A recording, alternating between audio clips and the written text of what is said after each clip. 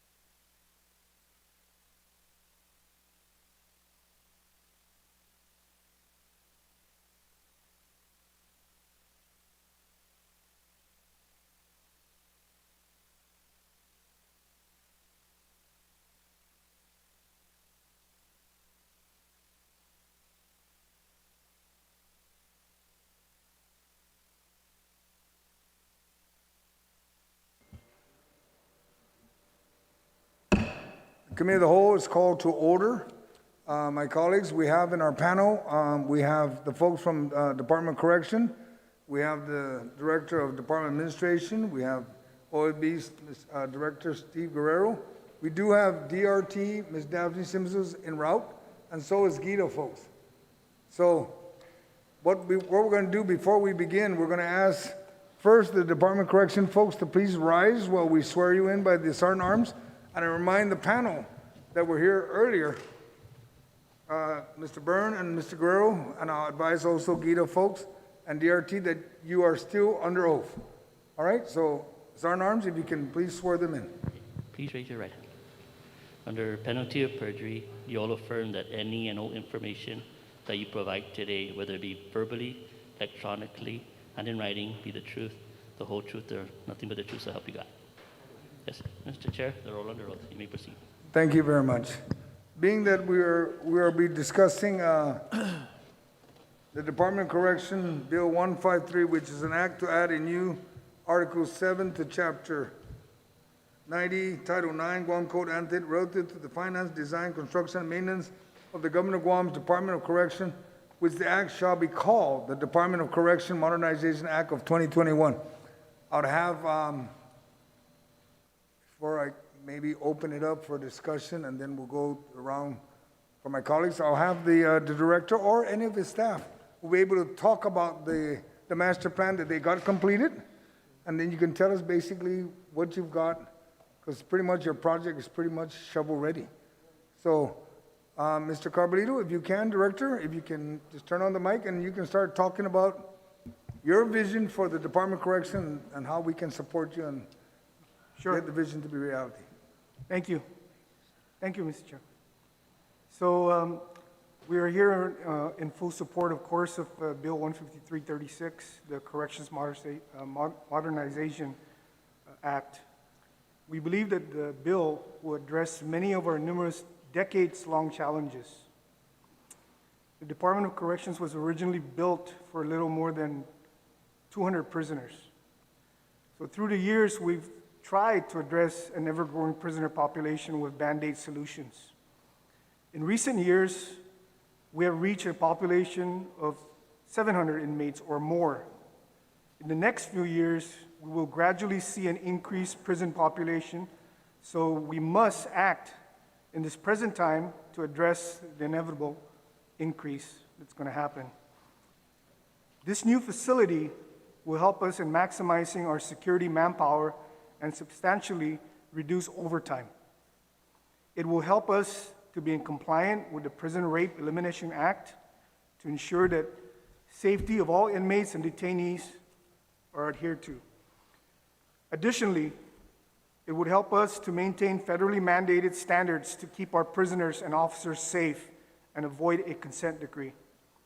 For many years, we have had to endure many unattainable challenges and horrific acts of violence in our agency, such as assaults, suicides, escapes, riots, and even inmate homicides.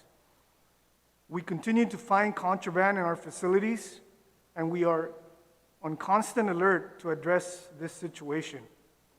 In the past years, we have had numerous officers seriously injured due to violent assaults by prisoners. We have even experienced the tragic death of Officer Douglas Mashburn, who was killed by several inmates while working in a high-security facility. We are embarking on a new correctional modernization overall plan that not only covers a new facility infrastructure, but updating policies, introducing modern technology for treatment and rehabilitation, a comprehensive educational and vocational educational program. We will also have an area slated for Guam Behavioral Health and Wellness Center that will address all mental health issues. We also hope to provide a modern medical clinic that will address general medical issues and dental services. What we have before us today is a bill that will address and resolve these long-standing, seriously problematic issues. So the main points of this modern correctional facility, what it would address is It will create a model facility for today's detention needs. It will allow DOC to close the Hagåtña facility. It will replace the current facility with lower maintenance costs. It will centralize operations in one location. It will create a master control, central control. That's in parentheses, it's also referred to as central control, with a video wall with multiple video displays, dispatch type workstations. It will improve communications and technology and all call emergency announcement speakers, microphones, intercoms at all doors and between secure and non-secure vestibules. It will create a centralized laundry area, enhance booking and releasing process, enhance video arraignment and court access using video courtrooms.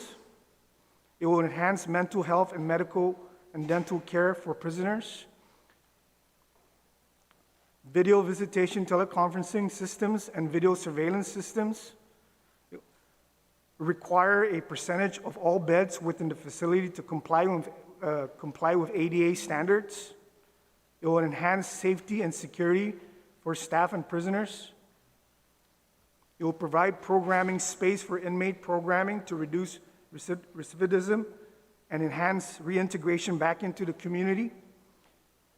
It will address training room for staff, conference rooms, staff locker room, and staff lounge and wellness center. It will address proper classifications. It will take care of the administrative offices for the director, deputy director, the warden, and casework. It will handle all the special needs, beds, medical, mental health, and behavioral health management. It will meet American Correctional Association standards for adult correctional facilities through the government, which may not pursue an ACA accreditation. It will meet PREA standards. Staffing needs. This will reduce the need for officers by about 43% from what is currently needed, which is about 350 officers right now. It will decrease it to 22% from our current officers, which is right now 193. Instead of needing 50 officers per shift, we will need 20 officers, a decrease of 40%. Currently, we have 22 officers for 200 prisoners. Our current population is 574 prisoners. It will address the reduction in overtime and address officer burnout.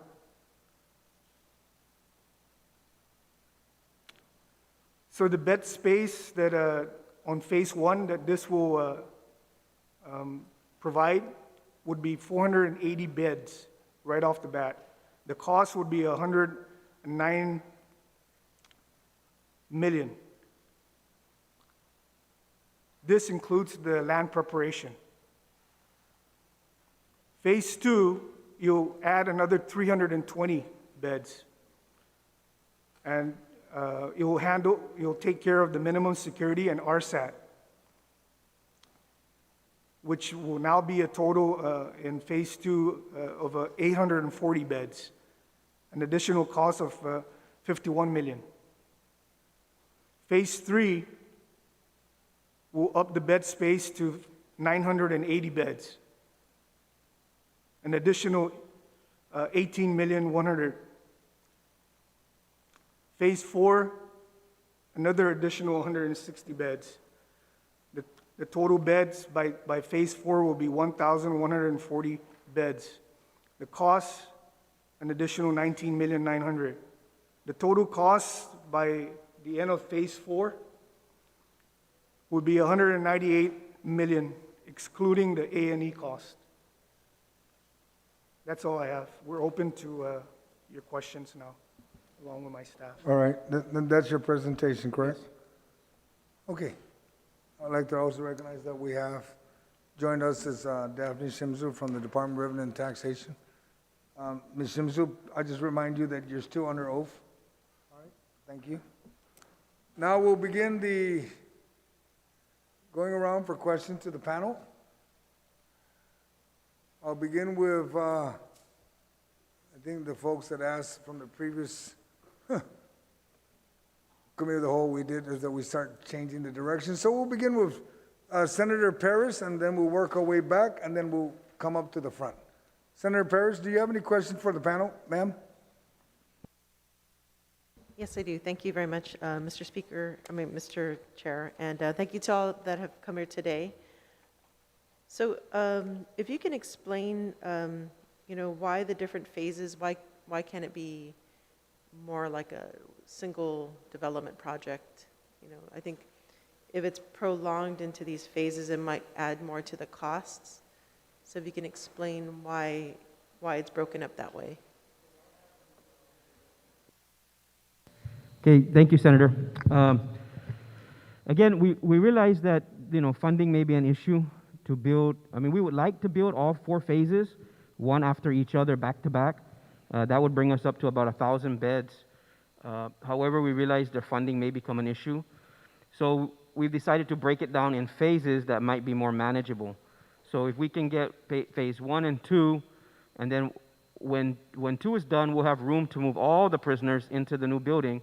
And as that happens, we start working on planning of phase 3, which will happen, hopefully shortly thereafter.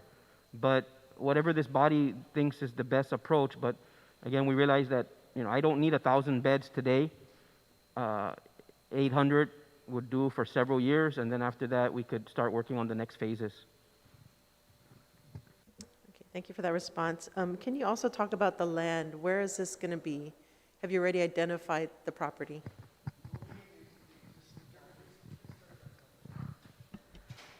Yes, Senator, it would be in the existing property at Manila. And if you could talk about the size of this facility, are you looking at one building, or you're talking about the phases? Is it modular? I'll go ahead and have Major. They did the assessment off island on the design. So Go and talk about the size. Okay, Senator. So in our master plan, if I'm not mistaken, I got to look at the exact master plan here, but we're looking at over 200,000 square feet, I believe, overall. It'll be one enclosed building when this thing is all done. All right. So unlike the current buildings that are exposed to the exterior the elements outside, these particular cells and stuff will be inside an enclosed building. So as the inmates are walking through the hallways or the staff, they don't see no sky. There's no outside environment. And this is basically what we saw in Michigan and Ohio when they built their prison. This will be we start off, of course, with phase 1, and then right adjacent to that, we start phase 2. We start tearing down some of the older buildings. We start off at post 24, our minimum security. We clear that out. We start building. Then when we get to phase 3, we tear down our domes, and we continue that way. And then phase 4, a little bit farther. And this plan is an 80-year plan, all the way up to phase 10. In phase 10, we anticipate a population of 2,100, that will have enough beds for 2,100. Now again, realize 80 years is a long time, and of course things may change 30 years, 20, 30 years from now, but at least we have a basic blueprint of how this facility would look in the next 80 years. And the important part about that is the plumbing and all the initial stuff up front, the support services, medical, behavioral, and mental health, dental, would be put all up front in the main phase 1 of the project, which is about 60% of the project. Hello, ma'am. I'm just going like to make some comments. We did visit last month in August. We visited Ohio and Michigan. And in Ohio, there's a facility there that's almost complete. It's slated to be completed in May. And so we went over there and we met with the engineers, the architects, the stakeholders, also the security personnel. and discuss what were some of the issues in the building, the facility.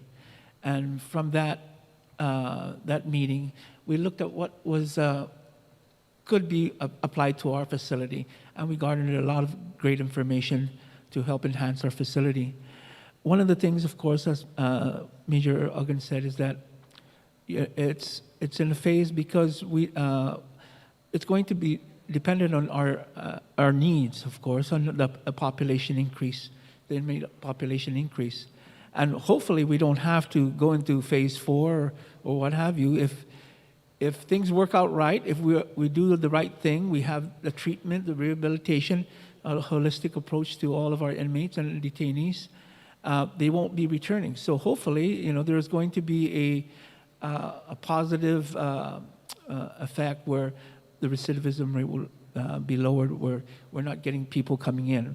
We hope to have classrooms there where inmates who are, have not graduated, they're going to have classroom availabilities, treatment programs.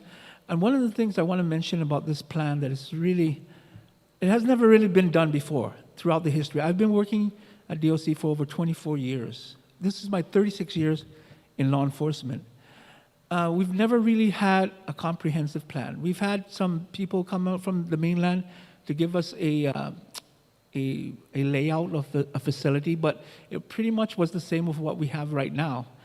But nothing, what we did here is that we had multiple meetings throughout the chain of command, from the CO1s to the high-ranking officers. We had meetings with Guam Behavioral Health and Wellness, GMH, also our clinic, the psychiatrists. We also had meetings with the caseworkers, people down in Agana, all the officers down in Agana. So this is not just a one-sided view of how we made this plan. It comes with multiple input for many years of people with experience and in the correctional field. And also we talked to those people in Michigan right now. They have a facility that has been open since about a year now. And so we tried to get information about what transpired after they built the facility, what would have changed, what were some of the things that lessons learned from building the facility. So we already, what we garnered from all that information is that we're more prepared now to build a facility, given the information we received, the resources we have. We talked about classifications and security issues, health and wellness for the officers and the staff members, a comprehensive look at what the facility should look like and what is the best practices with the current facilities throughout the United States. So again, I think with these phases, it's going to be reasonable and it's going to be, well planned out from what we've come up with this master plan. All right, Senator Paris, if my colleagues would indulge in, what we're going to do is we're going to show the PowerPoint of how the project's how it's going to flow. Because I know for a fact that as we're looking through it through our drive, we're trying to catch up. They're going to show basically, and what I need is either Major Uggan or Mr. Caballito or Mr. Camacho. Okay. Let's walk down this because this is how you presented it. Yeah. And this is how the intent is. I think you have the same thing, right, Major Uggan? Yeah, go ahead. Let's walk through this so our colleagues and the people of Guam can see exactly what we're looking at and how the goals and expectation and how we're going to move to build a brand new prison. And it should meet the requirement. Okay? Thank you. Okay, so going off the PowerPoint that you see up on the screen there,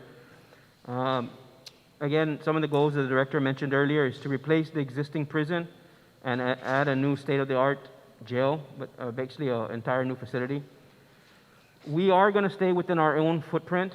We realize that going outside of our footprint into other neighborhoods is going to be a challenge for us, especially if we try to identify a neighborhood outside. We're going to have to deal with some issues there. Our master plan, again, is for 80 years. Part of our process of this is we met with the DOC leadership and officers, and we went what we call a SWOT analysis: strengths, weakness, opportunities, and threats. And so we had several meetings in groups of 6 to 10 people of staff, asking them what are some of the current issues and how they would like to see it addressed in the development of this new facility. So that's where we got a lot of the ideas, and all of that is in the master plan. All the data from that is in the master plan. We want to, of course, control and reduce long-term operating costs. As you know, overtime, every year, DOC is spending upwards of $3 million a year on overtime. And again, it's mostly because we have 18 housing units spread out through 2 different facilities in Manila and Agana. And these buildings they require a lot of staff to run, to operate, 24 hours a day, 7 days a week, 365 days a year. There is always an officer in the housing unit. We cannot shut it down. Improve inmate vocational skills. Right now, our facility up there, we are so lacking on space, it's very hard for us to hold any kind of programs for the inmates. We've had other activity units that we had to reconvert into housing units because the population is increasing. Okay. Improve behavioral health. So as we know, we are now in an MOU, an agreement with the Guam Behavioral. They are now overseeing our behavioral health side of our operations. And we want to be able to provide them with the resources so they can better treat their clients, and our clients too as well. Medical and dental. Currently, we have no dental room in our own clinic. On the new facility, we even have square footage. We've met with the medical staff on what they need to run a proper medical unit, and all that is again included in this plan. And again, the overall goal: improve the safety, for the officers and the public and the inmates. It's our mandate to make sure the inmates are safe from themselves and each other. And our current facility makes it a very challenging job to do that, the way we are currently set up and overcrowded. Page 2 of the thing, again, as we mentioned earlier, we've taken the phase approach, and this is not something new. Ohio is doing the same thing. Their prison is being also built in a phase approach. And like the deputy said, we've done it this way, but depending on what happens, 20, 25 years later down the road, we may not need to move into these other phases, right? But if we need to, then at least the infrastructure and the other requirements to connect the next building so that everything is in one flow will be better equipped to do that, and actually make it even cheaper, because now we don't have to go back and rerun the plumbing and the electrical conduits and all that stuff for the next building. Kind of know where it's going to be at already. Okay. Phase 1 is 60%, like I said earlier, of the cost for the first phase, and that is because right up front we are going to have, of course, the land preparation. We're going to have the behavioral health, the medical, our intake for new arrestees and new confinees, parking, training, all the training rooms. All this will be up front in phase 1. One thing we did to make it easier for the architect is we already developed functional specs, and these functional specs, of course, included in the master plan. And this tells the size of the cells and the size of the hallway, and how we want the sizes of the medical rooms. So we kind of already thought all that process out, so that when we do get A&E, it will be a lot easier, because we kind of know what we want. We already know what we want. Of course, there'll be some tweaking as we sit down with the A&E and discuss, get into the fine tune of things. But we know what we're looking for, and so we can already give them a good briefing. That would be given to the architect. Again, we want to emphasize skills training, behavioral health, drug rehabilitation, lifestyle improvement for the inmates. Next one is,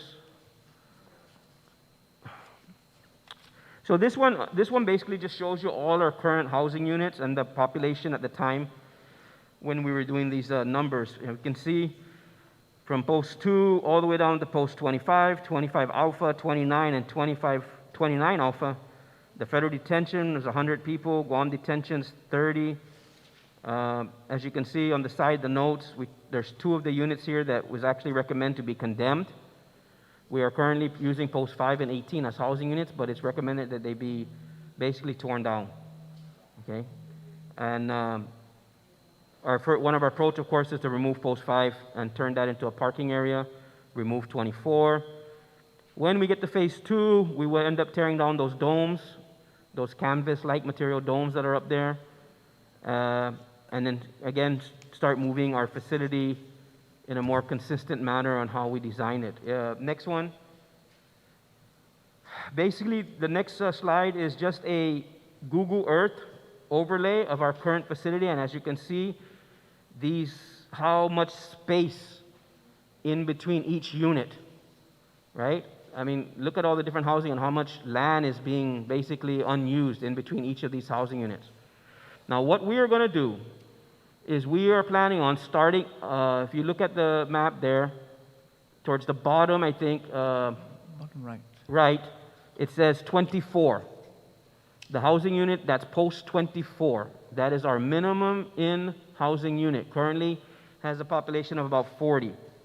Okay, those are our work assignment inmates, our maintenance crew, things like that, work around the facility. We are going to tear down that building and start up there to build the new facility. That's where we're going to start. Okay, and as you can see, we're getting it away from the road. We're getting it away from the main highway where we're having issues with contraband being thrown over the fence and all that other stuff. The next one basically is just a little overview of the land, the road areas, and oh wait, that's different from mine. Okay, there we go. So there we go. Now, the yellow, the big yellow box here on your far right, where post 24 at, that's where the new jail is going to start. The red one is post 5. You see that where it says new construction parking area. We would tear that down, and that would be part of our staging area and parking lot area. Okay?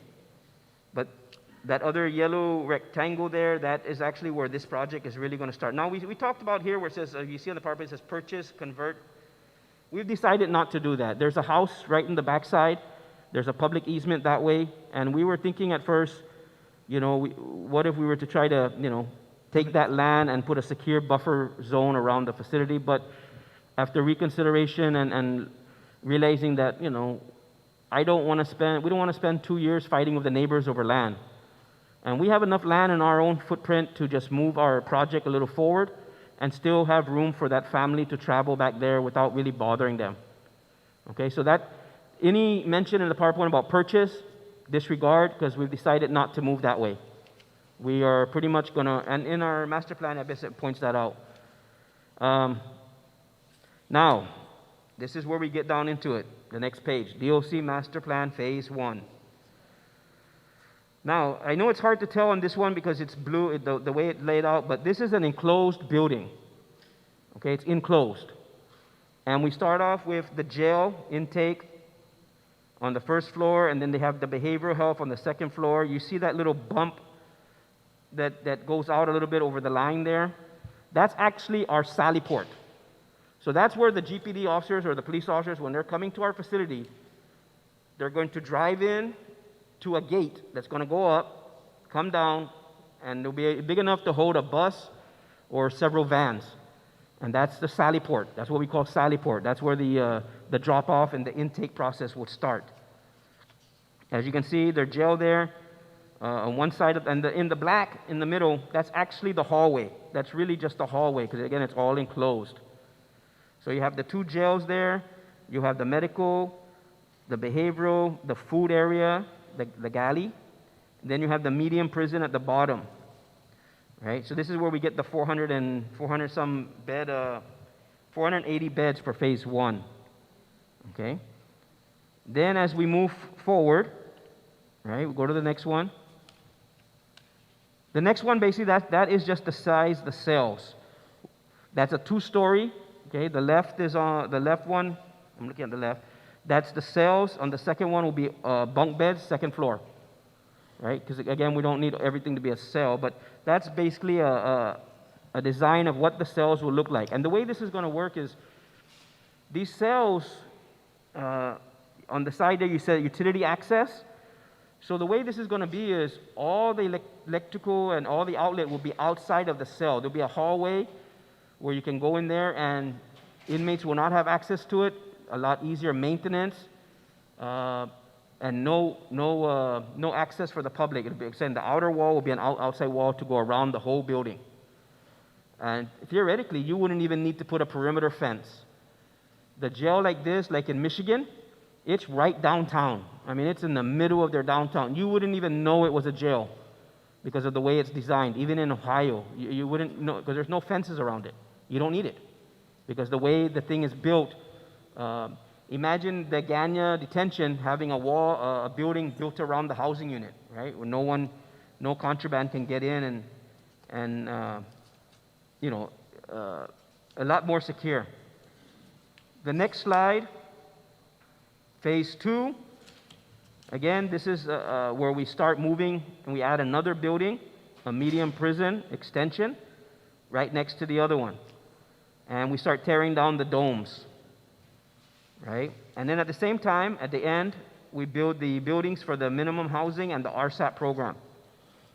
Now, these are going to be open bay buildings, bunk beds. I mean, no cells. That'll be more for therapeutic programs and the like.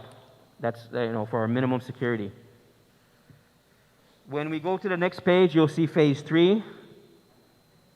And phase 3 again will add another unit, 140 beds. Now, mind you, it's going to get a little cheaper as the phases move because we're not adding any medical or dental or behavioral. It's all been added up front in phase 1. So all we're doing at this point is putting extra bed space to the adjacent building. Next phase is phase 4. This will bring us to 1,000 beds, right? And this may be 20 years out or longer. Just depends on how the population. But as you can see, the footprint that we are using now, we just basically wipe out all the domes, and it's very little space that we've actually been using for this entire project up to that point. Again, it adds the highlight in yellow. Tells us exactly how medium prison, 160 capacity, and of course you see in the bottom still the minimum housing is there. Now the other one, the second to the last slide, that is phase 5 through 10, and this is how you would start building if we needed to continue to build. Now we would build down towards max unit, post 6, and again this will be for future leaders and future prison management if they still choose to go this route as they're building it. But as you can see, phase 5 through 10 gives us a population of about 2,100. And hopefully we never come to that. But in the event we need to, 80 years from now, we already have the mechanism in place to allow them to work on it that way. All right, thank you, Major Argon. Okay. For the presentation. Senator Paris, Yes, you can thank you for continue, that. please. Thank you for that clarification. That really cleared up a lot of things. So right now, what is the prison population? Our prison population as of this morning was about 567.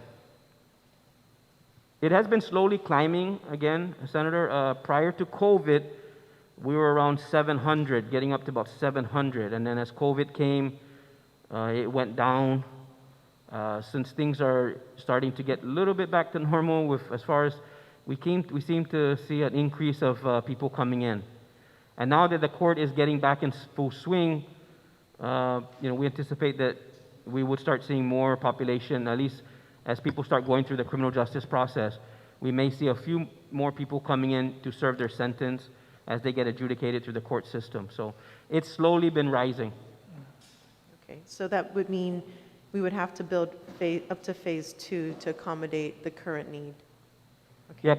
Yeah, Senator, because phase 2 would give us over 800 beds. Okay. And what was the cost for the first phase, if you can repeat that number? So, on the phase, the cost, Senator, Again, phase one is kind of the biggest because this is where all the heart of the operation goes into. We got an estimate of 109 million. And the way we did this, Senator, is that we based it on the cost of what the average square foot of a prison is. So we started with what's the cost in the mainland. Our consultant spoke to several people that were building prisons in the mainland, including the one in Ohio and Michigan, and basically got a round number of the square footage. And then, of course, as you know, Guam is a little bit more expensive, so he added a certain percentage to the cost, of what this will cost. Once we get this architect and A&E really gets in there, then we can narrow down some numbers and really get to the bottom line of, how much it would cost once an architect is hired to really hammer it out. But as of now, phase one is looking at 109 million. 109.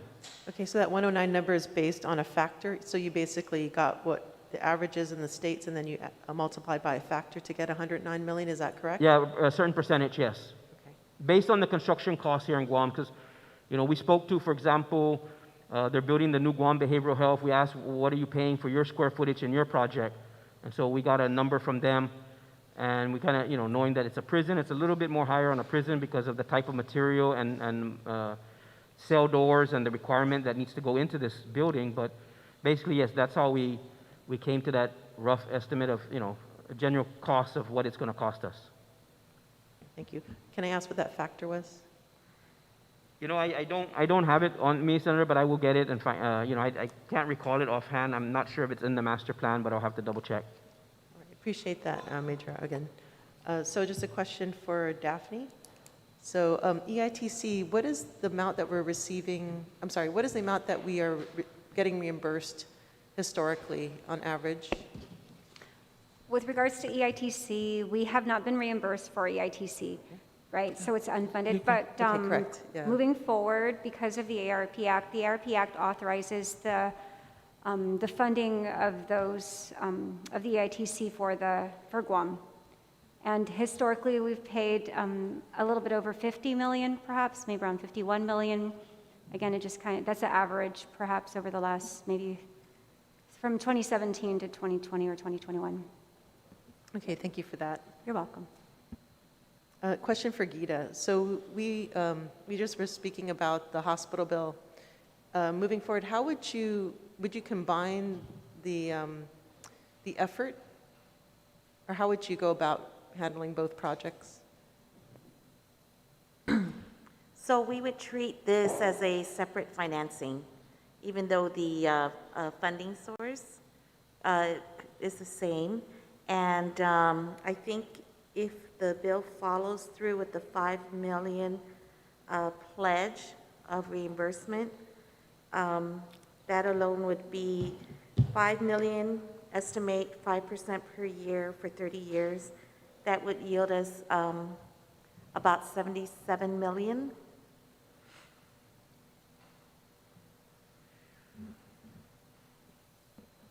All right, so then there'll have to be additional supplemental like grants to make up for what I'm counting as 160 million now.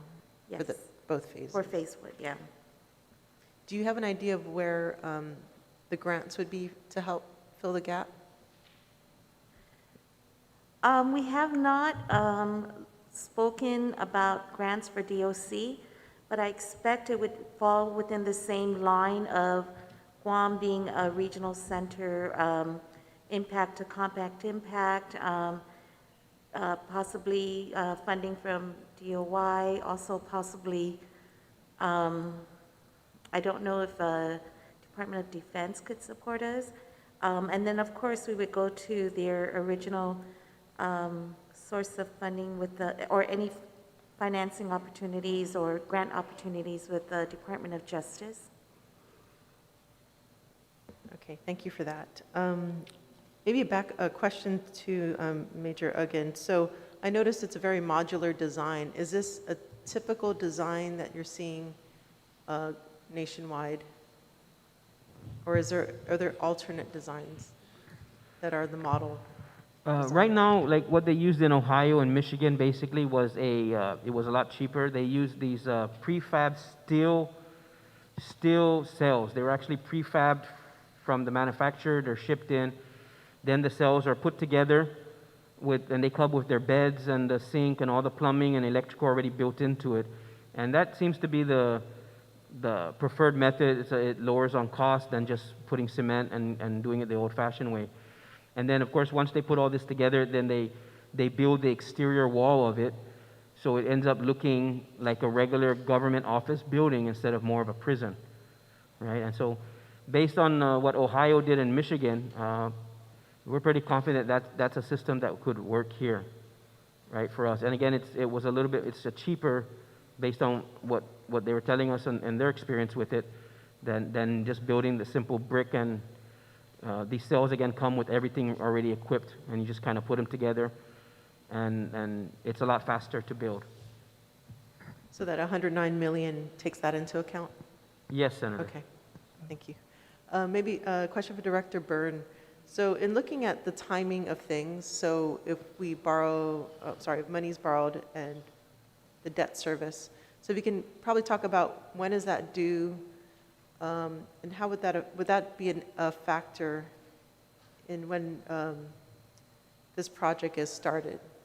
Is that an issue as far as the scheduling of payments? I think the answer, Senator, is very similar to the profile for the hospital. You know, with a leaseback type arrangement, we don't start paying on the lease until the project is completed. Now, I note that here we're talking of a phased completion, so we would have to modify the contract in order to take that particular aspect into account. But thereafter, we would need an annual appropriation in order to pay the lease payments on the leaseback arrangement.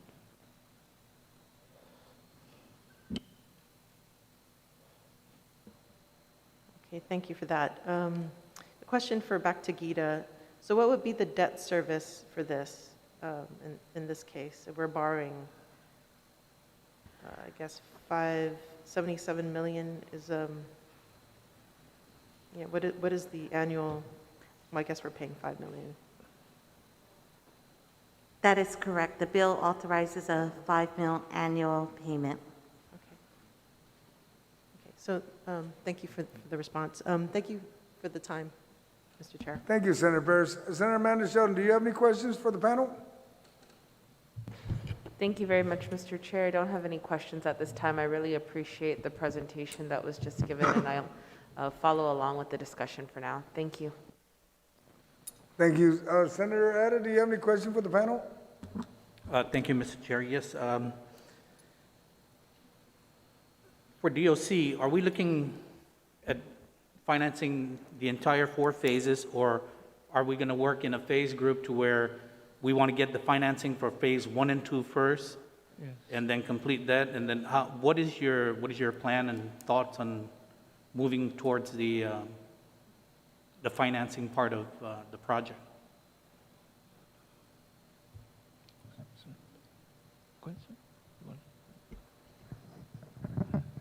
Sir, just a note here is, we had spoken with the governor, and the first priority would be first 1 and 2.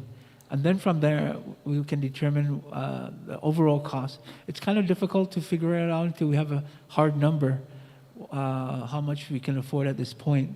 But from consultation with the governor, she asked that we look at phase 1 and 2 as the initial process or goal to complete first. And then once we get the A&E, we'll have a better idea of how much it's going to cost for all 4 phases. But I think Lieutenant Major Uggan just told us that we're looking at 198 million for all 4 phases. So are we? Yeah, that's an estimate. That's an estimate. Yes. I see. So did the governor commit any ARP funding to? I mean, she's committing 300 million to the hospital. Is she committing anything to DOC on ARP?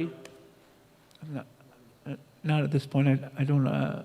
I'm not aware of it at this point. So 0 to DOC for ARP from the governor. Okay, I see. Lieutenant Major Uggan, that's correct, right, Major Uggan? Yes. you were mentioning about there was a percentage added into the cost factor. So what was that percent added for the building or the financing? What was that percentage that was added? So when we were doing this, again, Mr. Rogers, the gentleman that was working with us on this master plan, he met with he talked to people in the mainland who were, including some of the ones that were building these current prisons, on basically what their square footage was, what their cost was, and I believe at that time it was about $300 to $400 per square foot. That's back in the mainland. So we did two price estimates. Basically, he raised it up, and based on Guam's cost, he raised it up to 100%, $100, from 400 to 500 for square footage, and then we did another rough estimate at adding it $200 more additional per square foot than what the mainland is charging for their project, and based on what was going on here in the construction market here, and how much the cost of cement and other materials cost here. I don't know all the math that he put into that, but basically he came up with a low-end number and a high-end number. And the low end was about 178 million for all four, and then the high end was 198 million. And again, things could change, Senator, because once, let's say that the land preparation, we have it at 20 million to knock down the building and do all the excavation of the land and prepare that, the site preparation.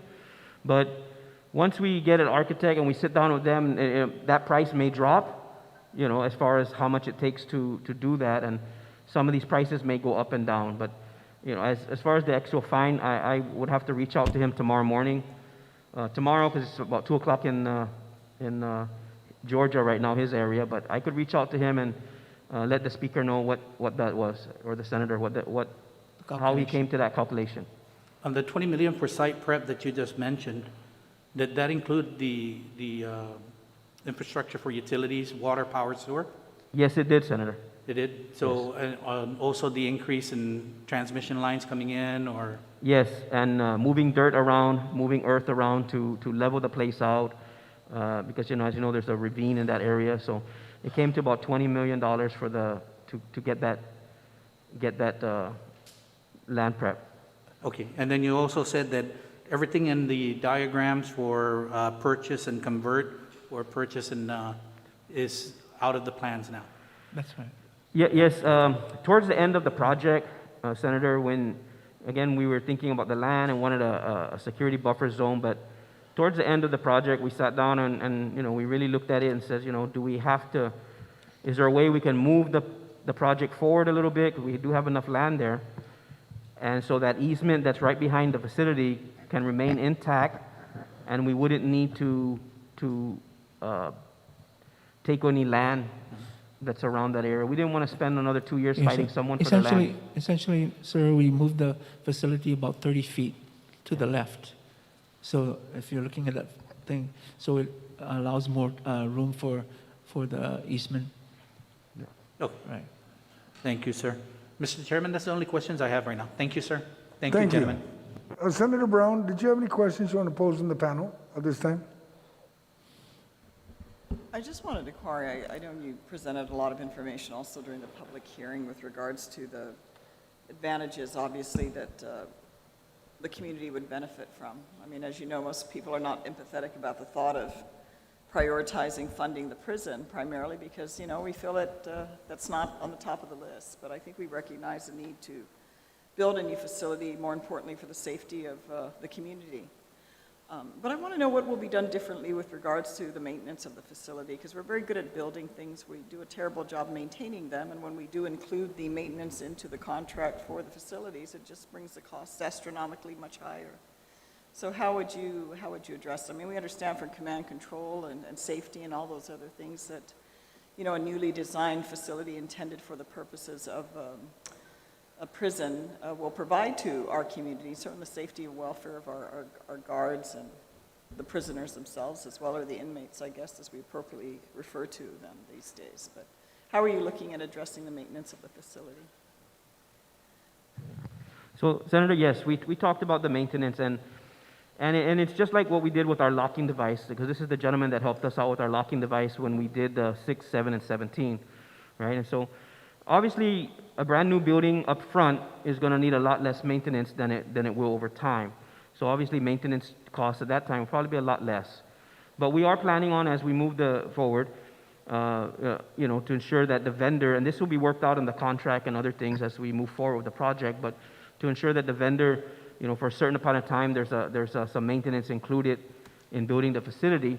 And again, it'll be incumbent upon the DOC management as they present their budget and move forward, to make sure that they include some maintenance costs, because obviously overtime and some other things were going to be lowered. And we don't anticipate, like I said, right up front, there'll be a heavy maintenance cost. Maybe after 5 years, some air cons will need to be changed, and there'll be some maintenance for electronics to upgrade hard drives, the computers and things. But we're very confident that if, once we have this building down, that we could fund, some maintenance side on the house to ensure that we keep up with the maintenance. Just like we're doing right now with the 3 units, 5, 6, and 17, I just upgraded the hard drives on the camera system after 5 years. And that only cost very minimum money rather than replacing the whole computers or the whole camera system, right? So we just got to stay on top, and that be incumbent upon management to make sure they properly budget for some maintenance of the facility. Ma'am, I also want to mention that part of the design is to enclose a lot of these, like the air conditioning, the condenser units within the building area where it's covered, not like what we have right now where it's out in the elements.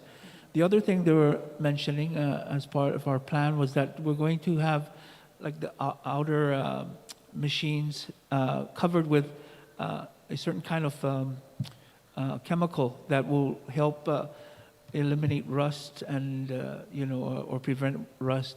So we were talking about this with the planner. So the other area, of course, is that many of the parts of the facility is accessible to the inmates. So, like if the lighting, whatever, they won't have any access to any of these critical wiring or plumbing areas. It's going to be all hidden within the walls.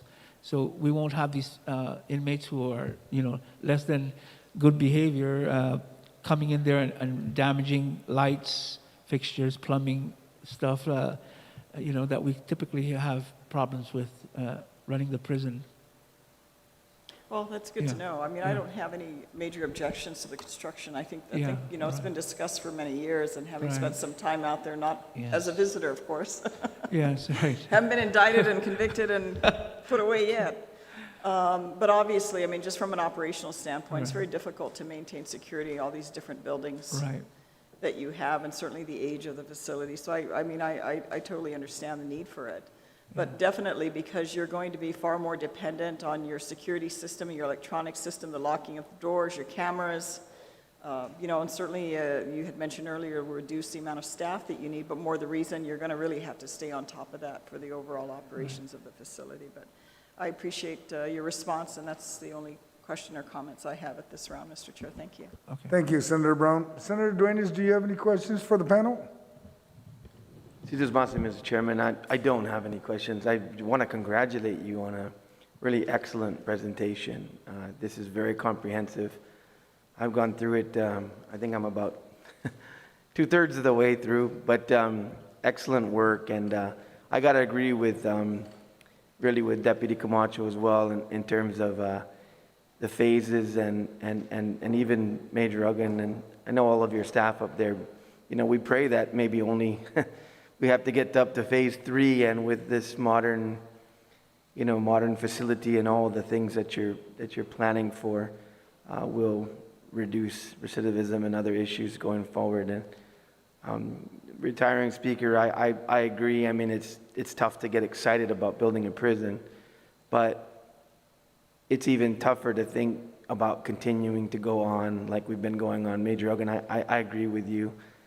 Coming before us, and it's been difficult in terms of DOC trying to manage its mandate and manage what it does, really with just an absolutely antiquated and, just a facility that does not meet any really of the needs and the requirements in the modern era, particularly with federal requirements and the like. I mean, it's just got to be a major battle every day. So congratulations on your presentation. I've said this a number of times publicly. I think what you've put together here really, although we'll be putting a significant amount of resources toward the debt service, I think in the short, even and long term, it's going to pay for itself with regard to your current very difficult operational costs. So just want to congratulate you on your presentation. Maybe on another round I might have a question, but aside from that, good job and job well done by the team. Sidus Masi, Mr. Chairman. Thank you, Senator Enos. Senator Nelson, do you have any question for the panel at this time? None? Madam Speaker, do you have any questions for the panel?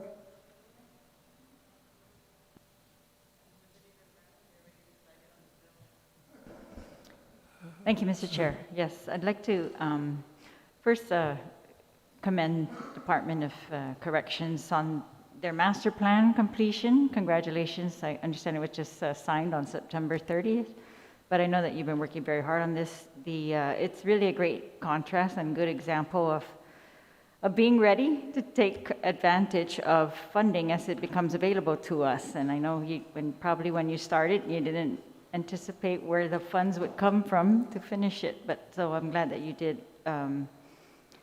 get that plan done. I like the plan also because it gives transparency to the public as to what we're really going to invest in. Details, very good, and I like the decisions that you made along the way, especially to use the existing land. I think you made a great, wise choice as to not go and have to, fight over some other land, right? And I think that's really from experience that you have with our community, and so good idea. I think the phased approach is excellent. I think it shows that you're planning for expansion, but we don't need all of that capacity immediately, so we can build immediately what we need immediately, and then we won't have to maintain those others until we actually build them and need them. Hopefully, if you're correct, Mr. Camacho, that we won't need them. I'm really hoping that that's correct, and you mentioned that would be because of rehabilitation that you will be able to do in this new facility. I guess I'd like to ask you more about that, but before I do, if I could just ask some of the other panel. Well, first of all, for DOC, have you requested ARP funds for this purpose? Sir,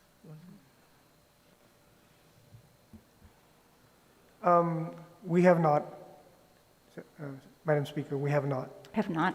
No.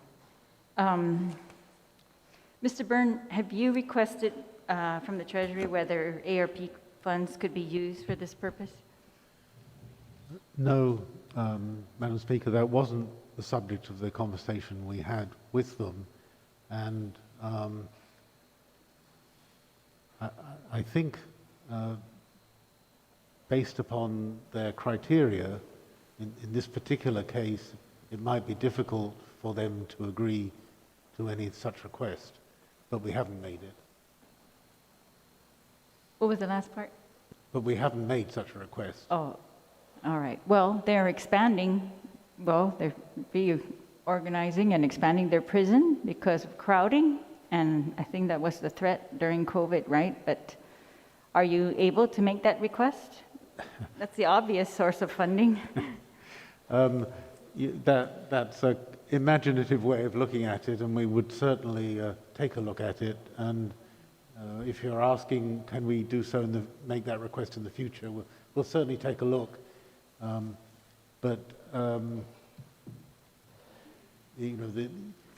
You're tying it to. I know that the prison was challenged during the COVID process, and I heard during the testimony that their answer to that was to reduce the prison population. So we would have to explain to the Treasury how we were able to achieve that during during the height of the COVID crisis, but yet ask for money in order to alleviate any such problem in the future. Well, I would hope that in conjunction with the Attorney General's office and the police department, that you could come up with the actual results of the release and that type of thing, or the anyways, that's for the executive branch. But it's an obvious source of funding. Were there, for GITA, not GITA, maybe OFB, but so the $5 million that was in our budget law, Public Law 35-54, it says 5 million of all EITC reimbursements received by the government of Guam shall be deposited in the general fund. Such funds shall be expended for the costs associated with financing, design, construction, maintenance, and related expenses of the new Department of Corrections facility. So that was 5 million. Now this bill says rental payments may be secured by a pledge of the following: the sum of no more than 5 million from the revenues received pursuant to 11 GCA Chapter 42 Earned Income Tax Credit will be available for fiscal year 2022 only. I just want to ask your opinion as to whether this is like a duplicate additional 5 million from what we set aside in the budget, or is this reference to this 11 GCA supposed to mean the same amount as what we set aside in the budget? Mr. Guerrero, yeah, I'm asking your opinion. I'd like to ask that to legal as well. Of course, they can answer later, but. Yes, Senator. The intent of the $5 million in the FY22 budget basically was just sort of like the seed money to start out the program. We identified in the FY22, hopefully that the EITC will be received into a reimbursement. Therefore, these monies will be available once that reimbursement is received. But is the one in the bill a duplicate of the one in the budget law? Or is it the same? Is it meant to be the same amount? And is this language appropriate? My understanding, and talking to the senator, it's the same amount. It's the same $5 million. All right, because this was written before the budget bill was passed, so it hasn't been changed.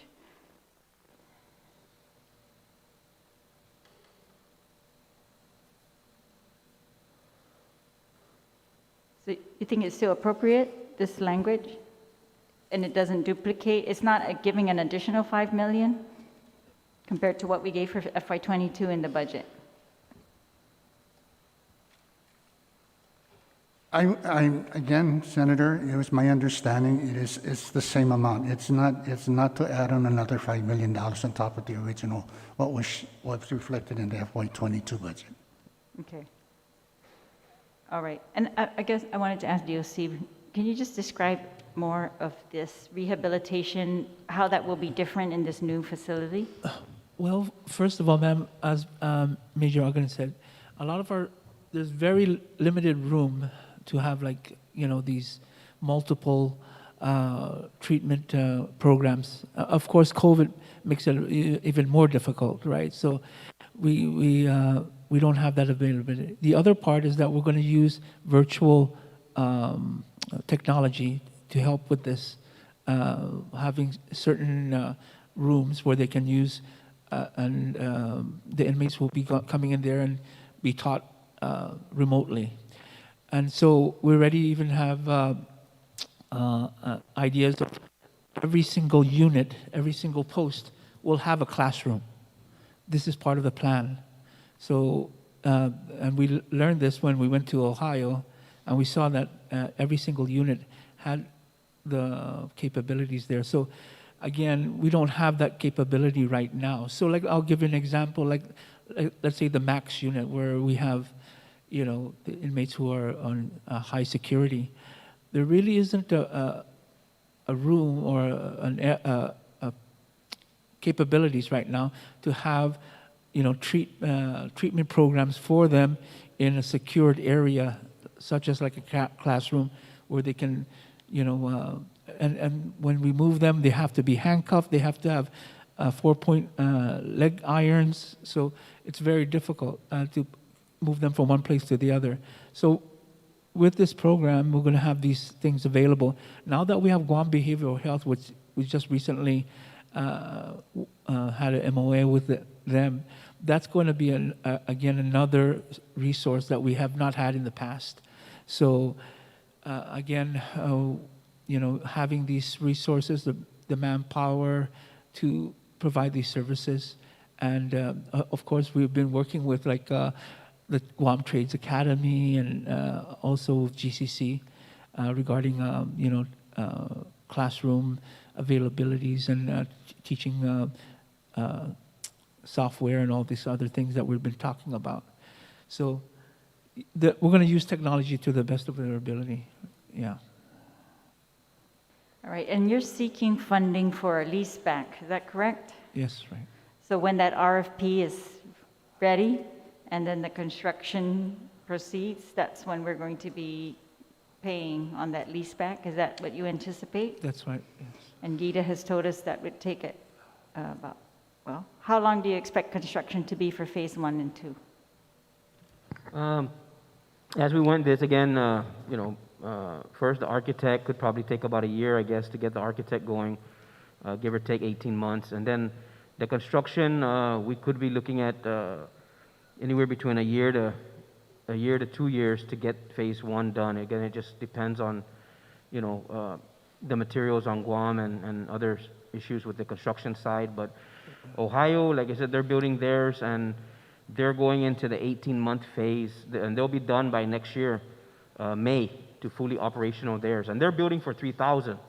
But even them, they're doing it in a phased approach, right? Because they don't have 3,000 right now. But so we're taking about 2 years from the time we get the A&E approved and get the green light to start construction. It could take about 2 years to complete.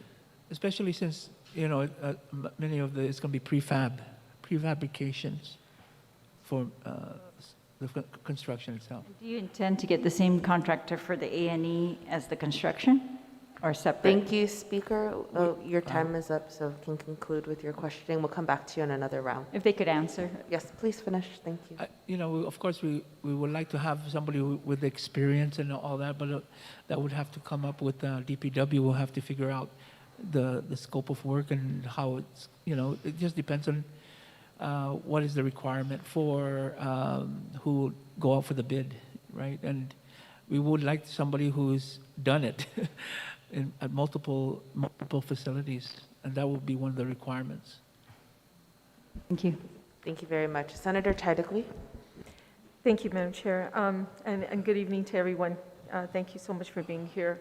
And I too want to give kudos out to DOC for all the hard work they put together. And if I'm not mistaken, can you correct me, did DOI pay for the master plan?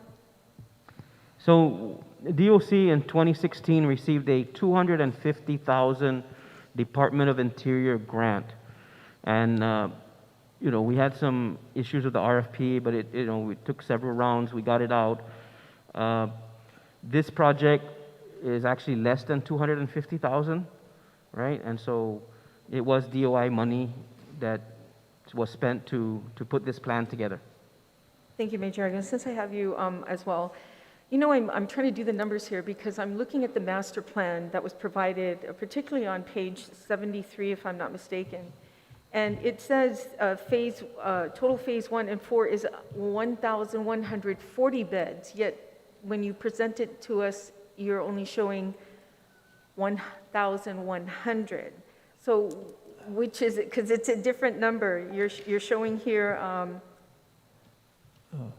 160 plus 300 is 400. In phase 1, 480 beds. Phase 2, 320. Phase 3, 140.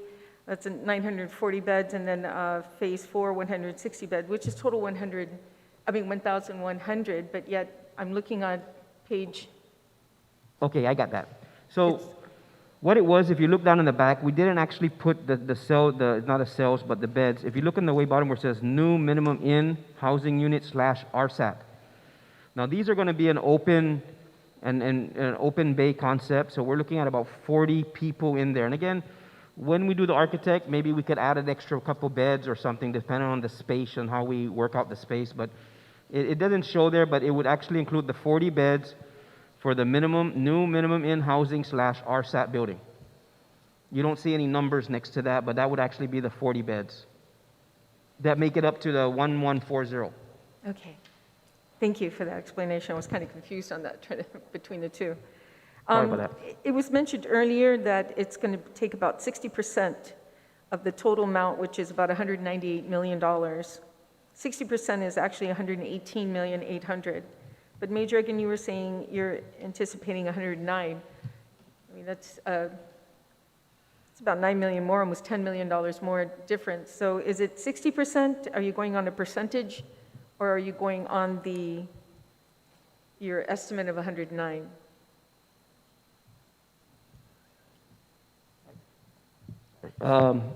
Again, I don't have my cost breakdown Excel spreadsheet that we're looking at, but I believe that 109 is also inclusive of $6 million for architectural services. That was also included in the phase 1 of this project. But I can provide later on the chairman the Excel spreadsheet that has the exact breakdown on how we calculated the cost of this project. So I don't have it in front of me right now, but I can provide it. We said earlier that 109 million is what is estimated that it's going to cost for this construction, excluding the A&E cost. So do you have a number for the A&E cost? Roughly, Senator, based on our conversation with the other architect company on island, I think the general practice is about 10% of the project is usually dedicated to A&E. So, if we're it just depends if we're going to do the architect for the whole 4 phases, or if we're going to do the architect for just phase 1, 2, and 3 at that point. But we estimate it to probably be about $5 to $6 million. And again, we would have to work with DPW to narrow that down once the scope of work is developed and they get ready to start putting the RFP out for bid for architectural services. 10% equals, okay, that's about 19 million, or in A&E. So if you're looking at 10%, right? So Yeah. 19. About 19, 20 altogether. About 19,800,000 additional. So on top of the $198 million, we tag on an additional almost $20 million more. So my next question is to Gita. I think what my colleague tried to ask, Senator Parasite tried to ask earlier about how much it would yield. So my question to you is I know that it's $5 million that's in the bill, that it's been recognized. So with $5 million, what is the amount of debt or amount of money that we can borrow on $5 million a year for 30 years? Yeah. Thank you, Senator, for that. If we had $5 million available to pay an annual debt service for 30 years and conservative interest rate of 5%, for the financing, we would probably yield about $77 million. For the full 30 years? For the full 30 years.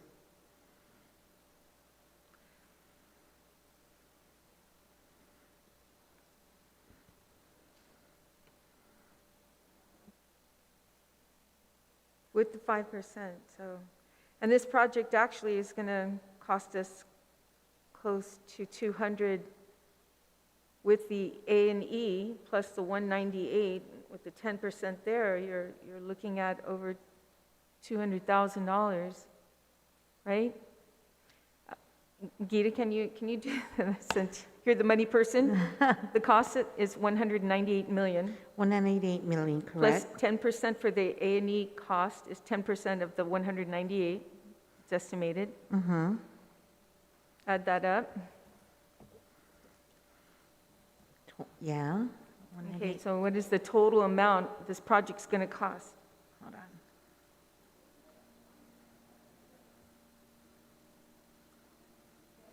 You're looking at about 217.8 million. Now, in the bill, I was looking at the bill, are you under the assumption that this bill is only going to cover phase 1 and 2? Or is it going to cover all phases? I think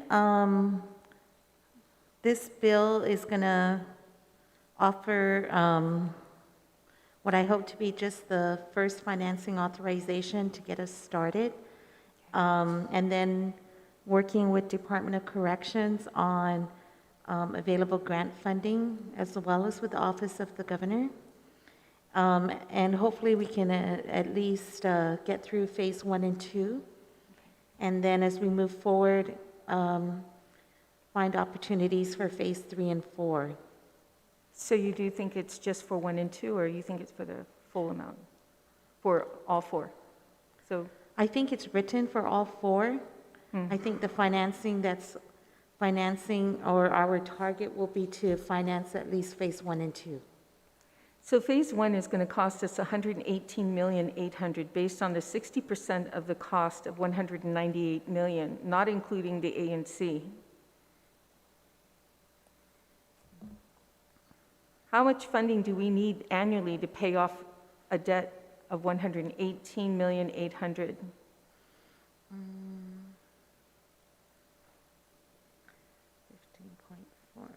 With $5 million a year annual service. About 15 times, and we're going to go to 198?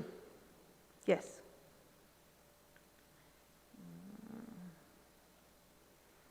Hang on, let me pull up this. If I recall, the $5 million that if we set aside will yield us $77 million for 30 years, correct? Okay. Yeah. And the first phase, according to what was said here today, is that the first phase is 60% of the total cost. Right. Which I'm coming out to be $118,800,000. So, I mean, we're probably looking at, if we wanted to finance the 198, we're probably looking up to about 15 million, up to 15. Okay, so that was my question. So instead of $5 million able to cover that, it would actually be $15 million annually in debt service that we would have to come up with, not 5, correct?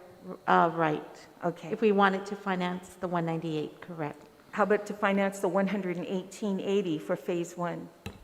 So again, if we wanted to finance the 118, we're probably going to need. Yeah, we're probably going to need about maybe 8 to 9 million annually. Annually to cover it. Yes, and again, our goal is to see where we can find grants for the project as well. See where you can find $4 million annually a year, to find $4 million annually a year for 30 years. My time is up. Thank you. I'll wait for the next round. Thank you. Thank you, Senator Titlegy. Senator Blas, you are recognized. Thank you, Madam Chair. First off, to Department of Corrections, thank you. Very well presented, the presentation and everything. Now it's well, you got to find the money for this, okay? Which is why I turn over to Tina. Ms. Garcia, what do you foresee or envision to be the best financing option for this? How are we going to move? Well, we've reviewed funding for prison systems in the past. At one point, about maybe 8 to 10 years ago, there was a big push for privatization prisons, but then we found that that's caused more problems than solutions. And then we go back to what other financing options are out there. If we go to, and again, we have to review all the sources.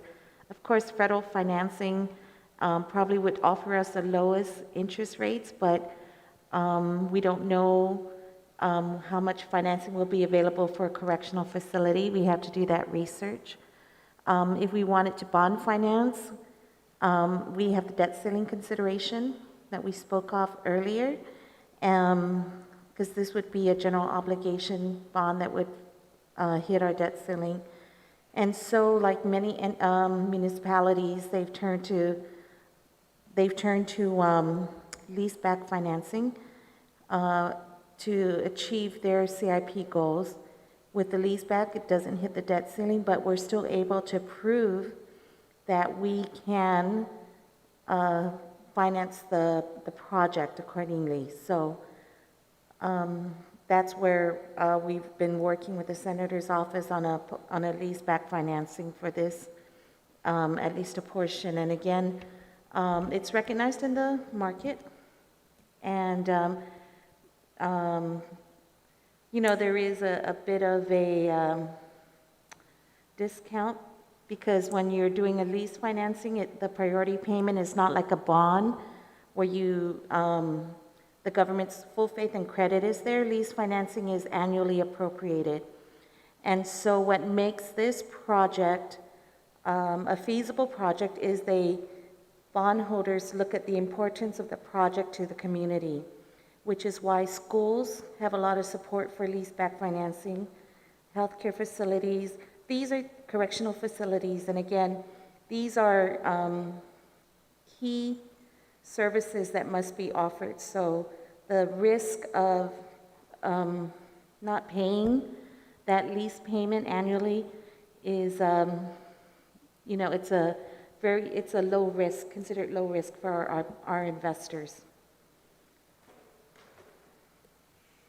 Okay, so if we were to go to that leaseback option, which this bill would authorize, would that change the structure with regard to how much we can, well, it's not mass borrow, but what would $5 million in lease payments get us? And as far as the total cost for a facility for 30 years? So when we were working with some scenarios, again, being conservative at a 5% interest rate, we came up with the 77 mil. So it's still 77 mil? Yes. Okay. Now, the other thing that is desired of Guam bonds, whether they're leaseback or direct bonds, is that if we do it through GITA, there's a triple tax exemption to the investors. Yeah. Because GITA would be a government entity that's issuing debt for CIP. Okay. Now it goes back to DOC. Have you been actively pursuing or seeking other funding opportunities, albeit, you know, grants from Federal Bureau of Prisons or DOI, or even now the infrastructure bill that's before Congress?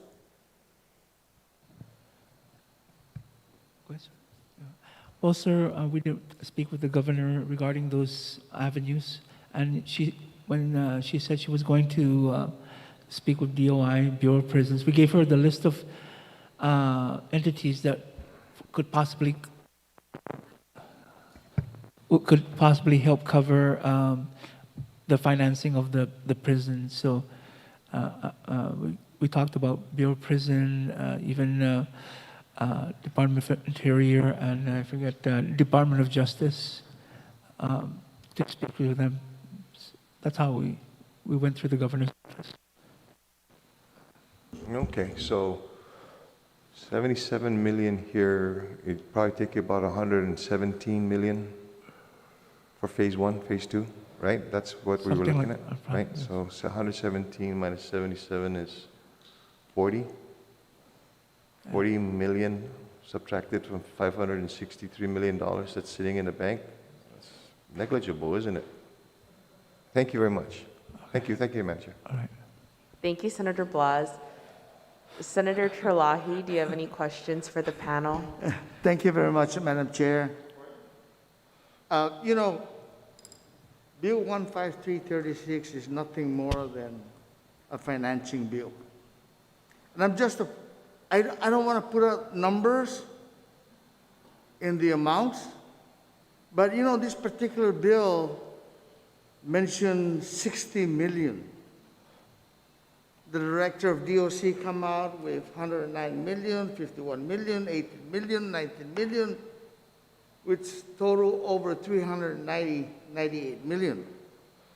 And I just don't want to, you know, I get mixed up with the numbers sometimes, but I want to address this to the Director of Administration, Mr. Byrne. Isn't 60 million, out of the 60 million, about 35 million is committed for the hospital? Well, if you pass the Bill 121, that would be the case, yes. So 35 million actually was talked about for the hospital, right? Yes, Senator.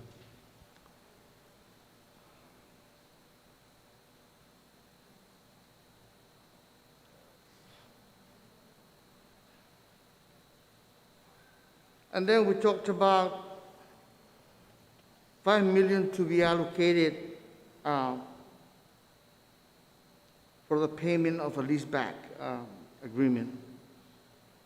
And as I understand, a leaseback and amortization of funding deals with actually longer years of payment and lesser amount, right? That's what it is. It's something like a mortgage. Something like that. Well, anyway, I kind of absorb everything that has been mentioned by the major and the director, and hopefully our budget person here, Senator San Agustin, and I will be working very closely with the management of DOC to come out with, because this bill might be financing bill, but I have some issues with the property itself, and it was mentioned that you're going to move boundaries at DOC to the left. Right. Not anymore? In other words, sir, we're not going to, do eminent domain to the facility, to the neighboring houses. We decided that we just shift the building inward, just inward from the perimeter. That way, it will allow us some buffer between the easement and the facility itself. So actually, the neighbors, private property owners of some of the boundaries within the DOC has been compromised with you guys, right? You're talking about it, about what's going to be done later on, in as far as exchange or whatever, movement of property or encroachment of property. That is being talked about with the private owners around the Department of Corrections, right? We are not going to make a request for their property at this point. The whole thing is just to stay within our boundaries and work with that particular area. Okay, thank you very much. I just want to thank Major Argon for your complete presentation of the master plan and how it's going to go. And I'm pretty sure with the two of you working together, I'm pretty sure everything is going to become a reality in as far as what you have presented. Thank you very much. Thank you, sir. Sitis Masi, Senator Terlahi, Senator San Agustin, you are recognized. Thank you, Madam Chair. Director Carbolito, what is it costing to run